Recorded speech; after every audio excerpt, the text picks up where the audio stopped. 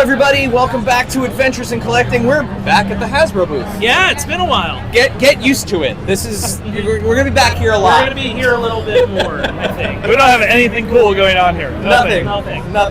But we are here with Brandon and Chris from the Lucasfilm team now. What was Disney yeah. team? We're part of a Disney family here. There we go. Yes. So you've already, if you haven't had a chance to watch our other video with Dwight and Dan, go watch that next. Yeah. But right now you're here, so we're going to be talking about Star Wars and Tron. I can't believe we're saying we're going to be talking about Tron. Yeah, I'm excited. Cool. It's been an amazing year for Star Wars so far. I've got my Cantina. We funded the LAT, so. We have a couple more things though that you guys revealed today during your panel. So A couple more. Yeah. Tell us what we saw from the world of Star Wars. Well, since you mentioned the LAT, you saw in person. You saw some of the card backs that we previewed for Padme and Shakti. Well, today we revealed those figures. So we've got those in Vintage Collection behind me here to really start off the Battle for Geonosis program. So it was real fun to reveal those first couple figures. And some great new sculpts on those. Amazing deco and soft goods on Shakti. And then when you get into Padme, we've got one of the best sculpts of her yet in TVC.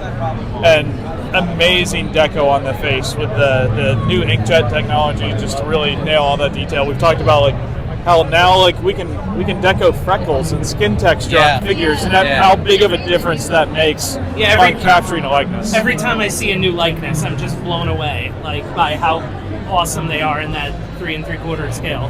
Yeah, you can blow a figurehead that's a 1/4 inch tall up to 6 feet tall on a screen, and it still looks good. Yeah, that's a testament to where we are with some of the technology. And can confirm you guys did that today at the panel, and I was blown away by how good. Wait, I missed that. What did you do today? I was talking about blowing up her head to 6 feet tall. Did you like that? Yeah, it was incredible. Yeah. It was incredible. So we shout out to Corey in the photo studio. He was shooting some stuff for the gunship. And I said to him, hey, we're revealing Padme and Shakti in a few weeks. Could you try and shoot something for that? And see, it was amazing that he was able to pull it off. And I'm hoping we can try to make that consistent going forward, where you get that moment for each Battle of Geonosis item that we do. Well, the other thing that you guys revealed were some new Black Series figures. So take us into the Legends canon. Yes, so we have Kyle Katarn here, the long-awaited, much-requested Kyle Katarn. The team did an exceptional job on him. He has his signature lightsaber. He has the likeness adapted into a live-action format from the video game itself.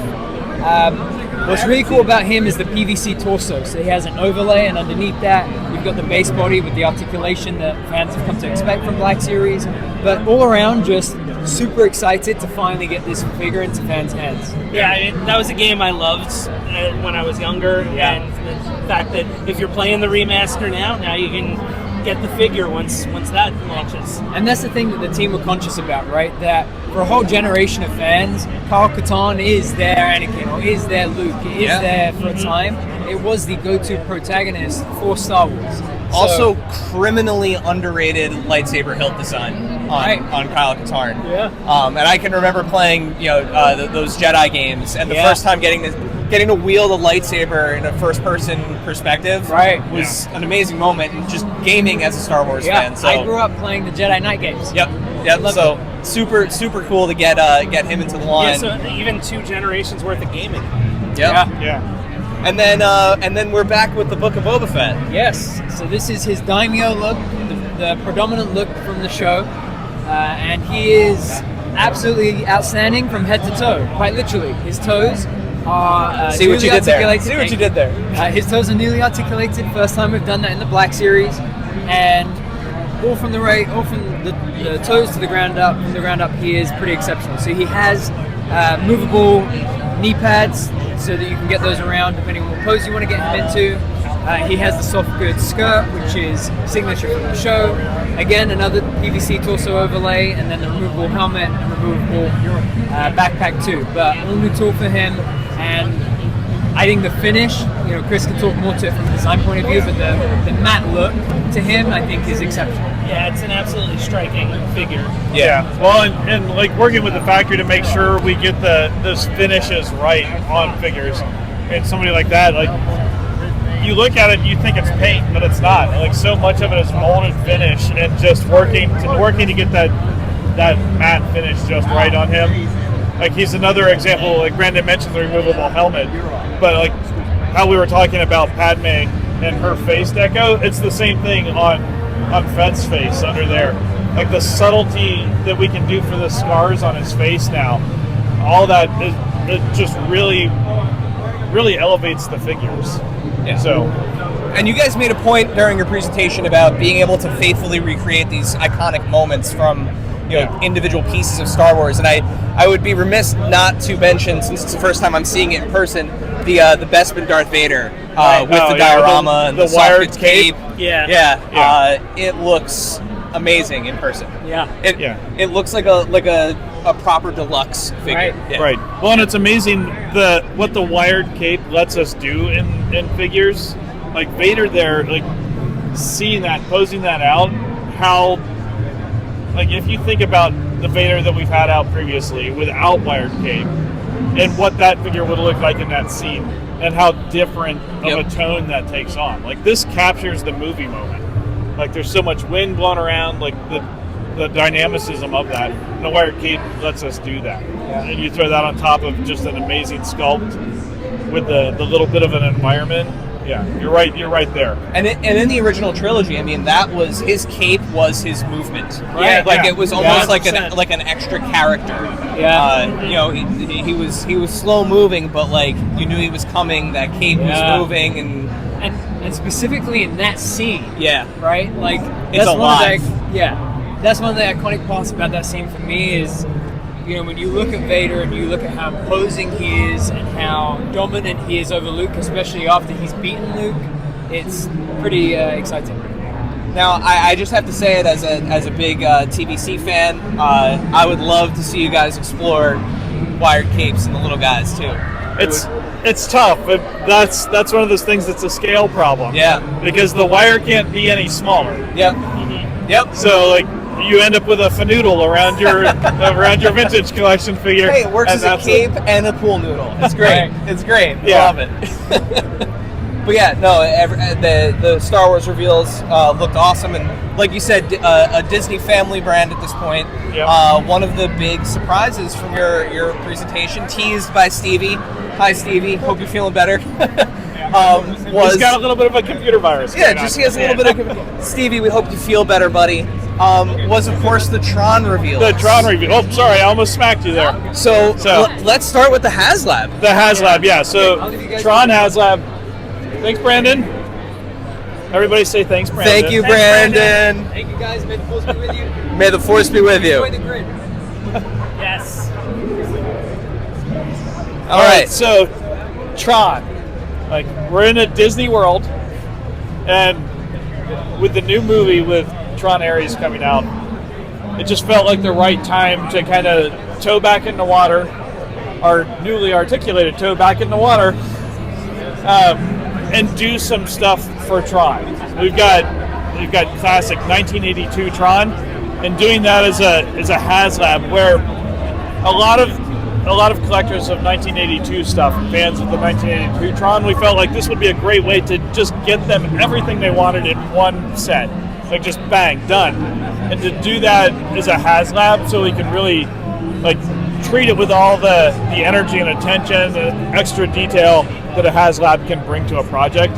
Like this was a great one to do that. So, but it's also too like almost like 1982 style with the 3 3/4 inch figures, because this is what they would have been Kenner style, right? Like, well, if Tron had continued on from the 80s to now, what we've done here is we've taken our learnings from vintage collection and Star Wars, and then combined that with learnings from the 6-inch lines of like Black Series and Marvel Legends, and some of the great articulation in those, and brought that all into 3 3/4 for Tron to do it in a way it's never been done before, with hyper articulated figures, with all that realistic detail.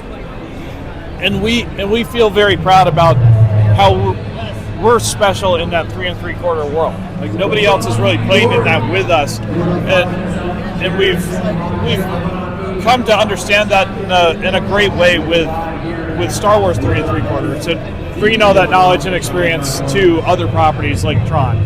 Yeah, I think one of the things that jumped out at me was being able to recreate like the poster art, but also the way that the figures sit in the light cycles. Right.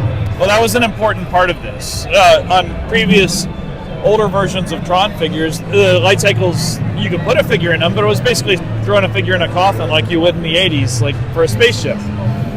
But on this, we really wanted to take advantage of all that articulation, and it was one of the things that helped drive the articulation too, is giving them the double jointed knees so they can get that leg all the way back around and really ball up and crunch the torso over and lean the head way back so you get all of those great poses, and then fit that inside a light cycle and do that in a way that hadn't been done before. So with the light cycle, we took the rezzing up moment from the movie where you see kind of a motorcycle chassis and frame underneath it, weird exhaust pipes, and I took that and translated that into the understructure for our light cycle so that it's here if you want that. But then like taking the clamshells with the transparent windows, and you saw that in the renders that we released of figures looking out those windows. Yeah, and it's something where, you know, the cool thing with this, the grid kind of, I'll say like display base is that it can be this, but it doesn't have to be. It can live like as the rezzing up bikes, or it can live, or light cycles. It can live as, you know, like a disc battle with the lines and the... Well, and that, like the disc battle is a great example. Like we took the discs and we did a bunch of different effects for the discs. Like there's the straight zoom lines, or the straight zoom color stripe. There's the curved one. And then Tron has that special one for the disc hovering above him, and that plugs into his back so that you can plug the disc up top and recreate that movie poster moment. So, and even the card backs too, like it's just, everything about it just is almost a perfect representation of the great colors and the great look of Tron, and how unique it really is, that world inside the grid and everything like that. Like that's one of those things where if people want to save that card art and put it on their wall, they absolutely can. Or put it behind the playset area. Well, and knowing how much of the 3 3/4 inch community is focused on the cards and card back stuff, packaged figures that way. Like we wanted to make sure that cards were part of this offering, so that if somebody's an on-card collector and wants these to integrate into a display of other 3 3/4 stuff, great. Like we've got that option.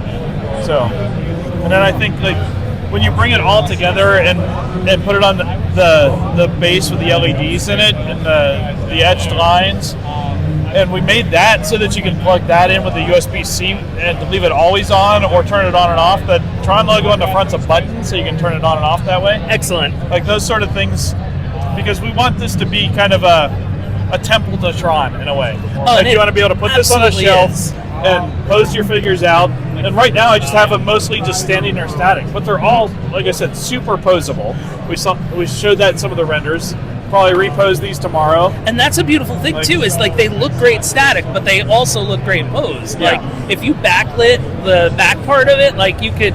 Yeah.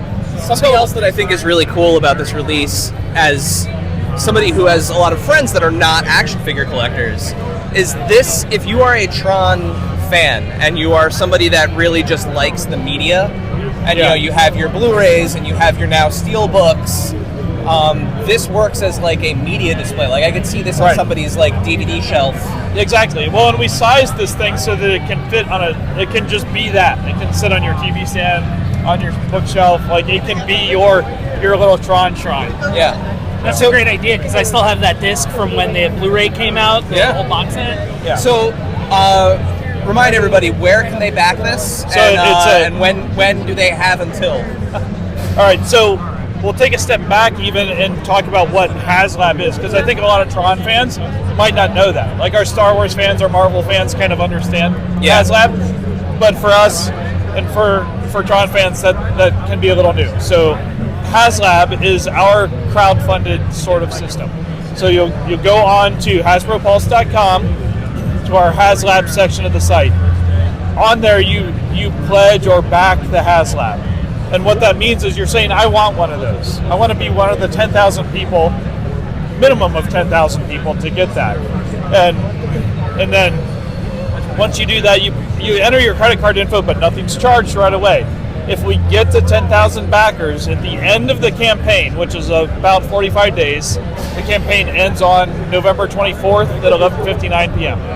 If we get to 10,000 backers, people who want this, by that date, then we're going to make it. If we don't get to 10,000, we're not going to make this. So we need 10,000 people to say, I want that. The day after that happens, after we get to the 24th, so when we're on the 25th, at that point, if we've reached 10,000 backers, then your card will be charged. And then it's about a year until you'll get the product. So just like other crowdfunded things, like you're investing in this, and you're part of the process to make this. So. And as things tend to be with Tron-related merchandise up until now, basically, everything is ultra limited. Yeah. So you get to be a part of one of the most limited, potentially, toy projects or Tron projects out there. So for the Tron collector, you need this. Yeah, if you love the franchise and you want this, and this is something where you watched all the movies this weekend and got ready and are all psyched to see Ares and like, oh, I love Tron, I need this, well then back it, because that's how you're going to get it. Yeah, and there's no getting it later. It's a back it, be part of the Haslab, or you're not going to get one. And I could even say, like, our video and all that, it's not doing it justice. Like, you are going to absolutely lose your mind when you see this. Yeah, I can say the one thing that is I just keep looking at it. Is pleasantly surprising to me is two things. One, the way that it actually lights up. The camera is not capturing it as well as it actually does. It looks like the grid from the film. Yeah. And it also is a really great size. Well, and I think as you come down to, like, you start to see some of the LEDs coming through the acrylic on the front of that sheet. Yep.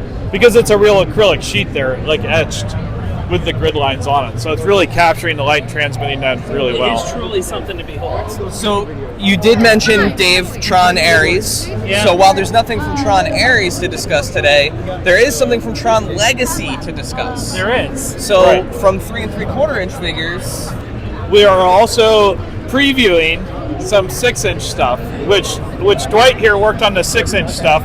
So we can try and squeeze our way down here. All right. And we can take a look at the 6-inch stuff that Dwight's been working on. And this is, like I said, this is a sneak peek at what we're going to do. So these are figures we are definitely doing for Legacy, but we're not revealing all the details on the where and how and all that stuff yet. I like that. But we are doing them. So I'm going to hand the mic over to Dwight so he can tell you a little more about this stuff. Yeah, hey guys. Legacy.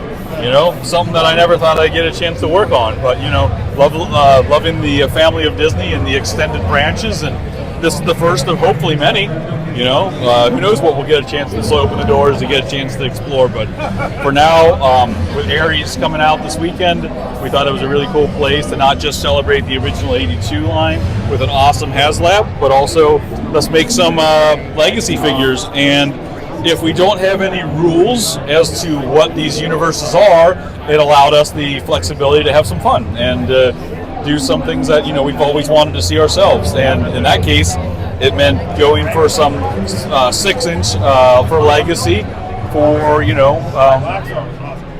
fans of a different scale. And I think one of the things, like, for me that stuck out just from looking at these is the design in the light trails and the disc trails. Like, I think that, like, almost like liquid crystal looking design is just, if it was going to jump off the TV, like, or off the screen, this is a cool way that it would look. Like, I think it's just a phenomenal way to represent it. Oh, thanks. Yeah, the digital effects in this movie were a little bit different than 82, which was fun and different to tackle. Like when you see the light cycles, there's like that energy blur, in the ribbon, like almost like that behind it. vibration to it. Yeah. So that's what we built into the light trail for the bike, and then we just thought, well, let's keep that same kind of visual language. And we actually had these things different colors originally, and Disney goes, no, that's that movie. They're like, in this movie they should just be clear. And we're like, okay, but we can still keep the effects. They're like, yeah, we like the idea of the energy and the glow. So this is what we landed on, just clear effects. Which I guess is technically could be right because the edges were white of the disc, not as opposed to the centered colors. Which there you go. And I just love too the way the discs sit on the back of the figures. Yeah. Sam's the only one in the case right now that has it attached to his back just to show what that looks like. Mm-hmm. But yeah, they just snap right onto the post onto the back. Rinsler has 2 discs because his can split apart. Yep. Only one of those fits well on his back. So my suggestion is just take the dot side, face it in, snap it on its back, and no harm, no foul. You won't be able to see the dots anyways, so you won't know that it's not a complete disc. And then you still get 2 for left or right throwing or catching action. Now for Kevin Flynn, I saw the second head portrait. Is the hood molded onto the head? Yes, that's why we added the second head. When we're doing some of these things, I don't like doing secondary hoods. I like to key them because more often than not on shelf or in pictures, they would tend to ride up or just not be where they need to be. And when you're a dude rocking a cloak and a hood, there's a signature way of you wanting that to rest. So that's what we did here. So it's the same head. It's just with his glorious hair versus just a keyed on hood. Awesome. And I love that he comes with the hand to do the kneel. Yeah. To knock the ground, see what's like, and take a listen. I think my favorite thing about these, Dave, is the fact that the Rinsler figure, or I'm sorry, the Clue figure, isn't the young Jeff Bridges likeness in real life. It's the young Jeff Bridges likeness from the film, from Tron Legacy. Yes, absolutely. That's absolutely a thing I love. Like it's the de-aged Jeff Bridges. Yeah, I mean we just had they had the digital files. Disney sent us the scans or the digital creation in this case of Clue. So we just had to take that, look at reference, and kind of find an expression that we thought was fitting for the character. And he was kind of a weird, creepy... Well, the Uncanny Valley figure. It's like you don't want him to look perfect, in a way. It's like he needs to look a little off. He's Clue. 100%. I even love the extra Allen head, like, for Rinsler.